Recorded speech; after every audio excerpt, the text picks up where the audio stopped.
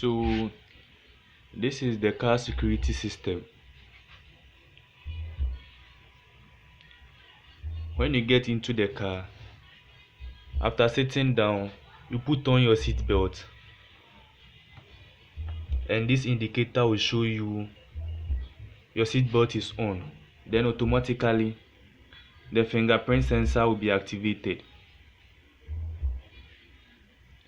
So when you place your finger on the fingerprint sensor, then the engine sparks. You use that same finger to deactivate the engine. If you are not registered into the system, we have an alternative. You can use the keypad side, and with this switch you will be able to activate the keypad side by pressing on it. Then you have access to the keypad.